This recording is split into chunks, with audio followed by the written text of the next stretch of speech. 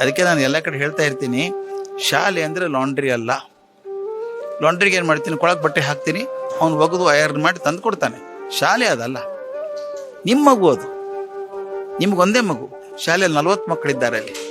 ಆದ್ದರಿಂದ ಟೀಚರ್ಸ್ ಎಷ್ಟು ಜವಾಬ್ದಾರಿ, ಅದು 10 ಪಟ್ಟು ಜವಾಬ್ದಾರಿ ನಿಮ್ದಿದೆ. ಶಾಲೆ ಕಳಿಸ್ಬಿಟ್ರೆ ಮುಗಿದೋಯ್ತು ಅಂತಲ್ಲ. ದಯವಿಟ್ಟು ಮಗು ಏನು ಮಾಡುತ್ತೆ ಸಮಯ ಕೊಡಿ, ಮಾತಾಡಿ. ಶಾಲೆಗೆ ಹೋಗಿ ಬನ್ನಿ 3 ತಿಂಗಳಿಗೊಂದ್ಸಲ, ಟೀಚರ್ ಭೇಟಿಯಾಗಿ ಕೇಳಿ ಹೇಗೆ ಓದ್ತದೆ. ಆಗ ಮಗುಗನ್ಸುತ್ತೆ ಅಪ್ಪ ಅಮ್ಮ ನಿಜವಾಗ್ಲೂ ಕಾಳಜಿ ಮಾಡ್ತಾರೆ ನನ್ನ ಬಗ್ಗೆ ಅಂತ ಅನ್ಸುತ್ತೆ. ಇಬ್ಬರದ್ದು ಜವಾಬ್ದಾರಿ ಇದೆ, ಖಂಡಿತ ಜವಾಬ್ದಾರಿ ಜಾಸ್ತಿ. ಯಾಕಂದ್ರೆ ಪಾಠ ಸಿಗ್ಬೋದು ಶಾಲೆಯಲ್ಲಿ, ಸಂಸ್ಕಾರ ಬರ್ಬೇಕಾದದ್ದು ಮನೆಯಲ್ಲಿ ಮೊದಲು.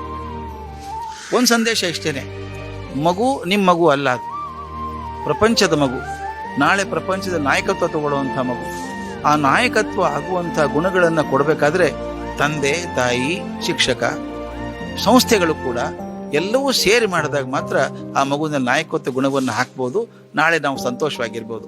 If India has to be a beautiful country in 2050, all of us have to work together for the same cause ಅಂದ್ರೆ ಮಾತ್ರ.